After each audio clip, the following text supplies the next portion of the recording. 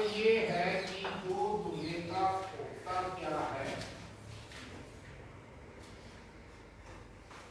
विश्व द्वितीय विश्व युद्ध से पहले क्या बताया? द्वितीय विश्व युद्ध से पहले संसार है वो दो गुटों में बटा हुआ। इसमें बटा हुआ था दो गुटों में बटा हुआ। एक था पूंजवादी गुट और एक था साम्यवादी गुट। पूंजीवादी गुट का समर्थक है अमेरिका था और साम्यवादी गुट का समर्थक है वो दूसरा विश्व युद्ध था। उससे पहले संसार दो गुटों में बटा हुआ था। सारा संसार एक पूंजीवादी में एक साम्यवादी। ठीक है ना? और शीत युद्ध है। शीत युद्ध भी जो हमारा एक चैप्टर है वो इस शीत युद्ध थोड़ा काट दिया इस सिलेबस में से। ठीक है ना? शीत युद्ध का मतलब भी क्या था कि कौन दूसरा में है ना होड़ लग रही थी। दोनों ये जो पूंजीवादी और साम्यवादी गुट थे इन दोनों में होड़ लगी हुई थी एक दूसरे से शक्तिशाली बनने की। ठीक है ना? अब 1991 में क्या हुआ? 1991 में रूस का क्या हो गया? विघटन।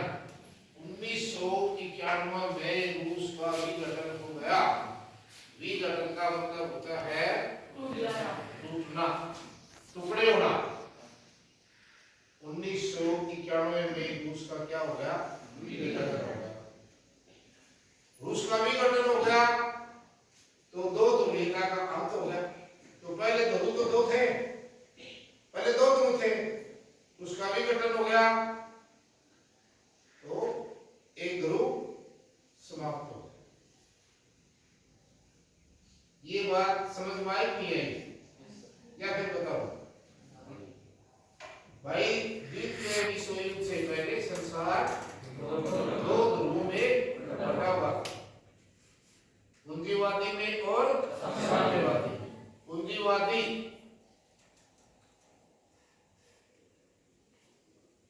पूंजीवाद का समर्थक था अमेरिका और साम्यवाद का समर्थक था रूस। तत्पश्चात 1991 में रूस का विघटन हो गया। रूस टूट गया। रूस का विभाजन हो गया और विभाजन होने के कारण दो ध्रुव है उसमें से एक ध्रुव समाप्त हो गया। तो दो ध्रुवीयता का अंत हो गया। अब कहता है कि इसके लाभ से वे दो ध्रुवीयता से आपका क्या अभिप्राय है और इसके लाभ क्या क्या लाभ हुए? तो नंबर 1 है विचारधाराओं को प्रोत्साहन। नंबर 1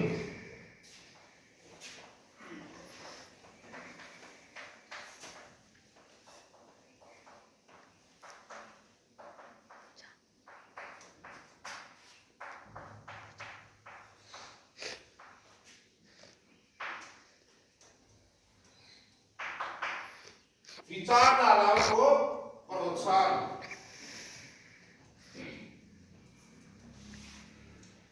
द्वितीय विश्व का एक लाभ यह है कि इस विश्व व्यवस्था के अंतर्गत विचारधाराओं को बहुत महत्व तथा प्रोत्साहन दिया जाता है।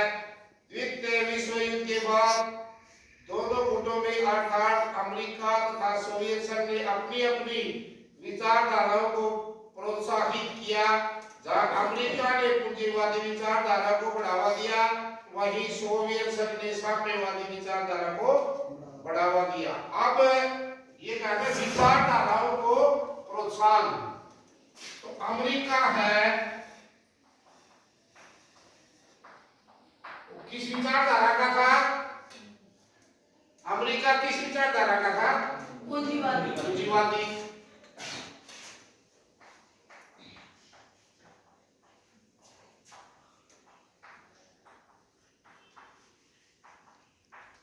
विचारधारा, और रूस है वो किस विचारधारा का था?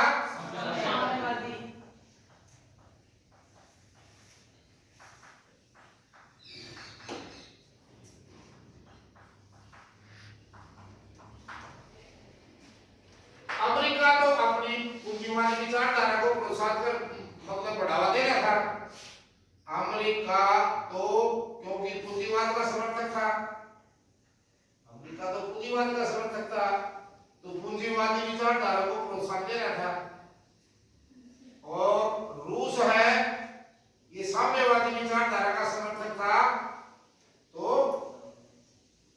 साम्यवादी विचारधारा को प्रोत्साहित कर रहा था।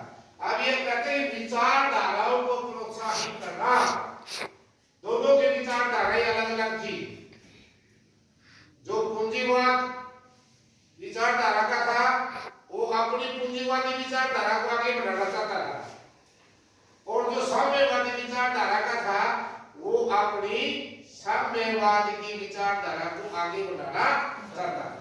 दोनों में अलग अलग विचारधारा थी और दोनों ही अपनी विचारधाराओं को प्रोत्साहित करना चाहते थे, आगे बढ़ाना चाहते थे। ये बात करिए भाई। अब है नंबर 2 पर शक्ति में समानता।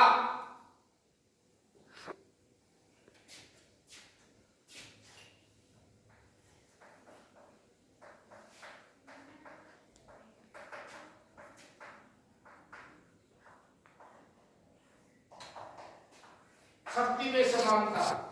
संसार 2 गुटों में बटा हुआ था, दोनों में शक्ति का संतुलन था, दोनों में शक्ति का संतुलन था। दो ध्रुवीय विश्व में दोनों गुटों को शक्ति लगभग समान होती है। दोनों गुटों में शक्ति बराबर होने से सदैव संघर्ष की शक्ति बनी रहती है। अब ये कहता है कि शक्ति में समानता, दोनों गुटों में शक्ति लगभग समान थी, तो कोई भी एक देश है वो दूसरे देश से कमजोर नहीं था, शक्ति का बैलेंस था, शक्ति में समानता थी। ठीक है ना?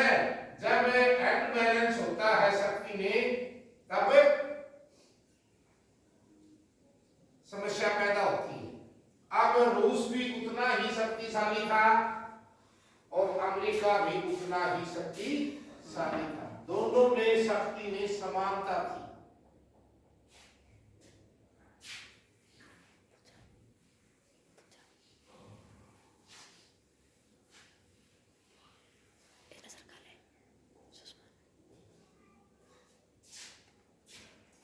नंबर 3 है शांति स्थापना में सहायक।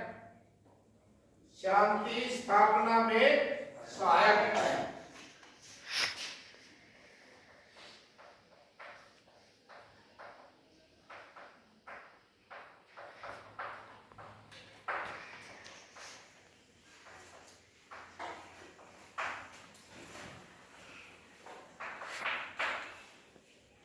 शांति स्थापना में सहायक कैसे थे?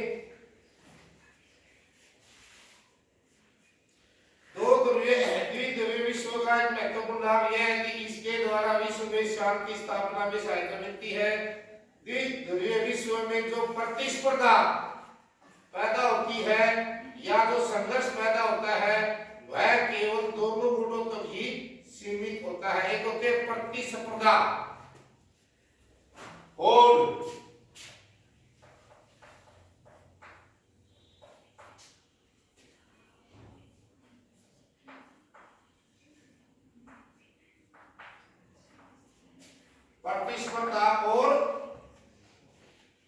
प्रतिस्पर्धा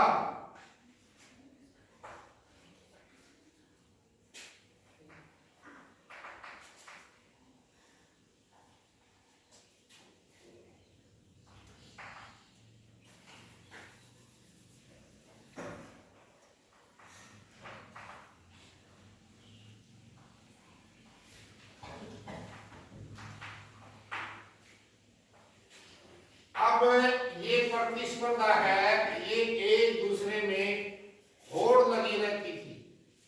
प्रतिस्पर्धा का मतलब क्या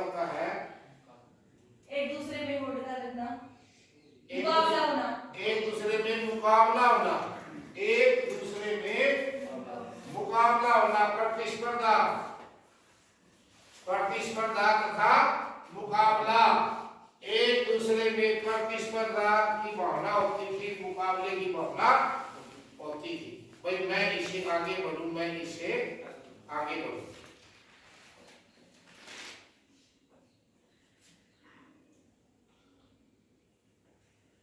वह केवल दोनों गुटों तक सीमित था, शेष विश्व इस संघर्ष से अछूता रहता था। मतलब है कोई भी संघर्ष है या प्रतिस्पर्धा है वो इन दोनों गुटों तक सीमित रहती है।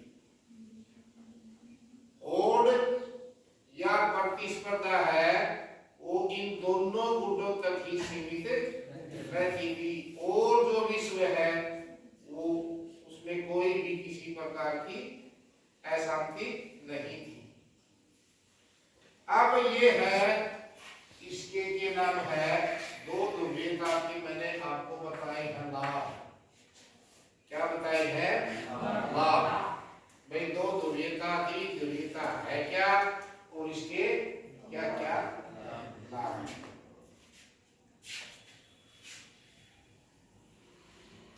अब मैं बताता हूं हानियां।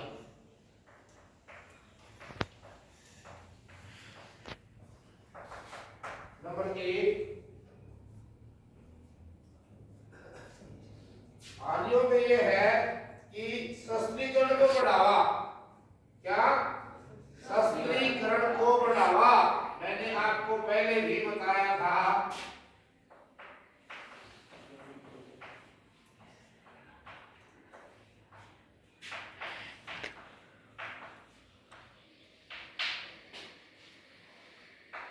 सशस्त्रीकरण को बढ़ावा। एक होता है सशस्त्रीकरण और एक होता है निःशस्त्रीकरण। निःशस्त्रीकरण का मतलब क्या होता है? हथियारों की होड़ को, और निःशस्त्रीकरण का मतलब क्या? नहीं, शस्त्रीकरण का मतलब क्या होता है? बढ़ाना। हथियारों की होड़ को बढ़ाना मतलब प्रतिस्पर्धा की भावना आना। हथियारों की शस्त्रीकरण को बढ़ावा देना, इसमें है कि प्रतिस्पर्धा बढ़ती है। फिर मैं उस देश से ज्यादा शक्तिशाली हूँगा, मैं उस देश से ज्यादा शक्तिशाली हूँगा, तो ये है कि शस्त्रीकरण को बढ़ावा मिलता है। दो ध्रुवीयता से शस्त्रीकरण को क्या होता है? बढ़ावा मिलता है। कैसे बढ़ावा मिलेगा? क्योंकि विश्व का सबसे पहला दोष यह है कि इस व्यवस्था के कारण शस्त्रीकरण को बढ़ावा मिलता है। दोनों गुटों में एक दूसरे से अधिक शक्तिशाली होने के लिए सदैव प्रतिस्पर्धा चलती रहती है। क्या आ गया ना? दोनों गुटों में सदैव प्रतिस्पर्धा चलती रहती है। प्रतिस्पर्धा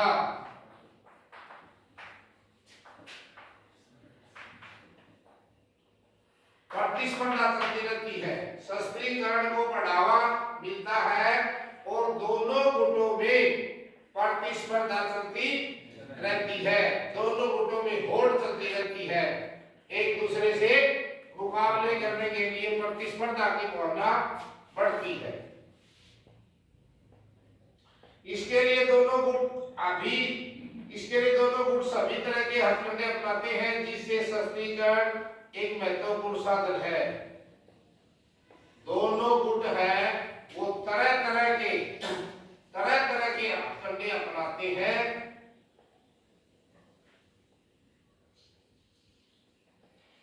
जिससे शस्त्रीकरण एक महत्वपूर्ण साधन है। शस्त्रीकरण से विश्व में शस्त्र दौड़ को बढ़ावा मिलता है तथा अंतरराष्ट्रीय स्तर पर सदैव तनाव बना रहता है। जब दो अंतरराष्ट्रीय स्तर पर तो क्या होगा? तनाव, अंतरराष्ट्रीय स्तर पर तनाव बना रहता है और दोनों गुटों में शस्त्र होड़ की प्रतिस्पर्धाएं भावना जागृत होती रहती है। सबसे बड़ा नुकसान ये है कि शस्त्रीकरण को बढ़ावा मिलता है। शस्त्रीकरण को बढ़ावा मिलता है। क्यों मिलता है? कि दो गुट है, दो ध्रुव है और उन दोनों ध्रुवों में प्रतिस्पर्धा की भावना है। अब है नंबर 2 पर है कि युद्धों को बढ़ावा मिलता है। भाई प्रतिस्पर्धा की भावना होगी तो स्वाभाविक है युद्धों को बढ़ावा। अब आता है युद्धों को बढ़ावा, युद्धों को बढ़ावा मिलता है।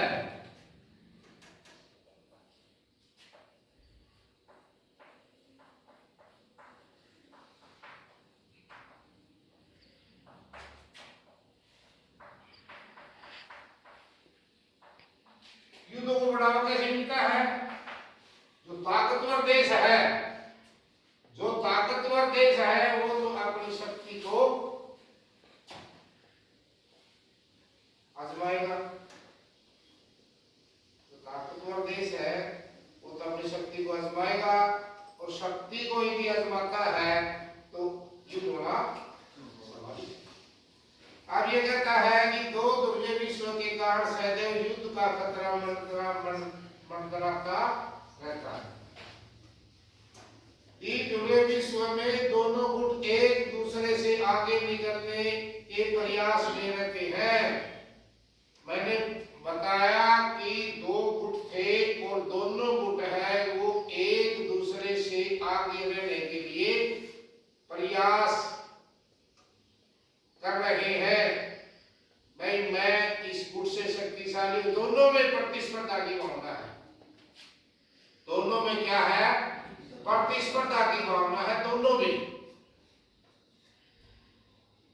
एक दूसरे से शक्तिशाली बनने के लिए, यदि एक दूसरे से शक्तिशाली बनने के लिए प्रतिस्पर्धा की भावना है तो युद्धों का खतरा बड़ा रहता है। युद्ध का खतरा बड़ा रहता है। अब है नंबर, इससे और अगला बताता हूं कि सोवियत संघ का नंबर 3 पर आता है कि सोवियत संघ का विघटन हो गया। सोवियत संघ का विघटन हो गया। सोवियत संघ का विघटन कब हुआ? 1991। 1991 में विघटन होने के बाद ये प्रतिस्पर्धा की भावना है ये समाप्त हुई।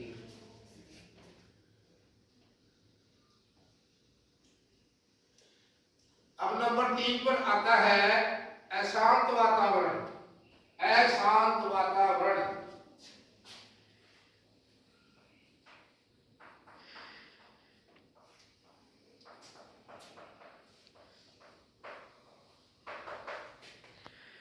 अशांत वातावरण, अशांत वातावरण कैसे कैसे कैसे होगा?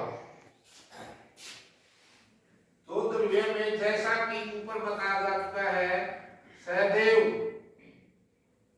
शस्त्रीकरण को बढ़ावा मिलता है, युद्ध की संभावना बनी रहती है। शस्त्रीकरण के कारण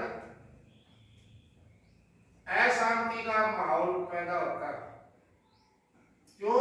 शस्त्रीकरण में युद्धों की होड़ बढ़ती रहती है, और युद्धों की होड़ पर बढ़ेगी, शस्त्रीकरण को बढ़ावा मिलेगा तो वातावरण में अशांति फैलेगी।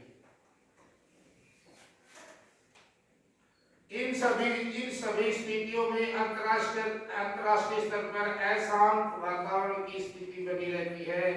लोगों में सदा भय तथा आतंक बना रहता है। यदि अशांत वातावरण होगा तो अंतरराष्ट्रीय स्तर पर भी अशांति का माहौल होगा और हमेशा लोगों में भय बना रहेगा। अब जैसे यूक्रेन और रूस का युद्ध काफी दिनों से चल रहा है, यूक्रेन और रूस,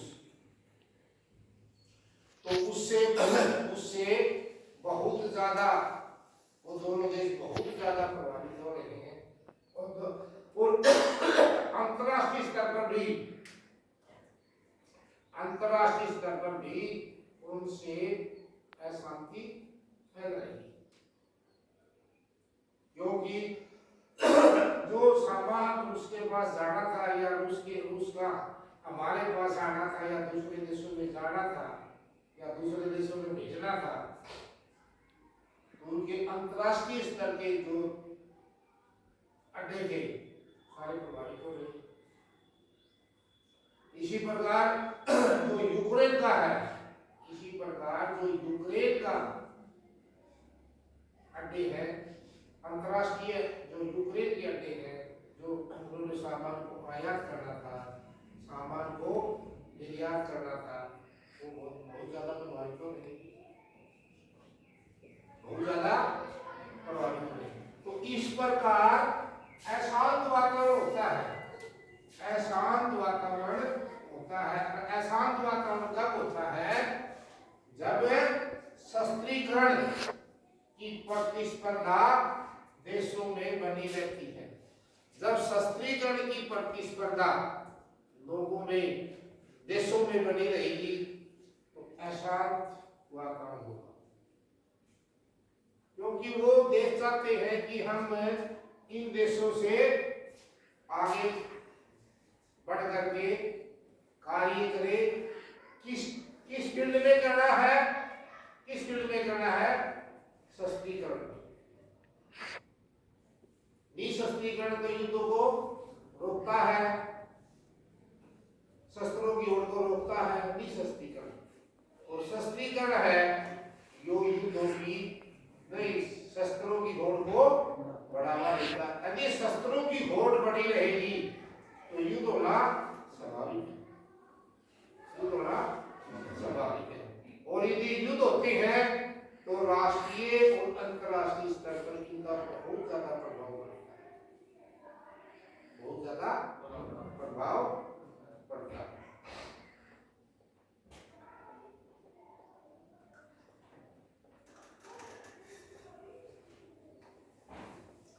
अब एक अलग क्वेश्चन और होता है कि सोवियत संघ के विघटन के मुख्य कारण क्या थे? भाई सोवियत संघ का विघटन हुआ, उसके क्या कारण थे? विघटन होने के कारण क्या थे? किस वजह से सोवियत संघ का विघटन हुआ? ये कहता है कि सोवियत संघ के नंबर 1, सोवियत संघ राजनीतिक और आर्थिक रूप से कमजोर हो चुका था। सोवियत संघ का जो विघटन हुआ उसका एक कारण ये था, वो आर्थिक और राजनीतिक दोनों कारणों से कमजोर हो चुका था। सोवियत संघ राजनीतिक और आर्थिक रूप से कमजोर हो चुका था। भाई टूटा तो वो होगा, विघटन तो उससे का होगा जहां कमजोरी होगी, शक्तिशाली का विघटन हो ही नहीं सकता। और विघटन कैसे हुआ? देश में गृह युद्ध, गृह युद्ध अपने देश में ही गृह युद्ध चल जाता है तो उस टाइम उस देश का विघटन होना चालू हो सकता है। गृह युद्ध का मतलब अपने देश के अंदरूनी भाग में, देश में जब युद्ध चालू हो जाता है तो उसका विघटन होना संभव है। नंबर 2 है उपभोक्ता वस्तुओं की कमी से सोवियत संघ के नागरिकों में असंतोष भर गया। उपभोक्ता वस्तुओं की कमी,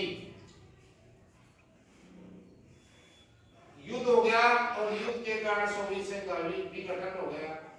विघटन हो गया तो उपभोक्ता वस्तुओं की कमी हो गई, लोगों को समय पर जरूरत की चीजें नहीं मिली, जिससे उनमें असंतोष फैल गया। सोवियत संघ के लोग मिखाइल गोर्बाचोव के सुधारों की धीमी गति से संतुष्ट नहीं थे। जो मिखाइल गोर्बाचोव है वो सोवियत संघ के, जो सोवियत संघ का प्रशासक था, वो कहता है कि सोवियत संघ के लोग मिखाइल गोर्बाचोव के सुधारों की धीमी गति, मतलब जो सुधार करना चाहते थे, जो सुधार होते थे, जितनी तीव्र गति से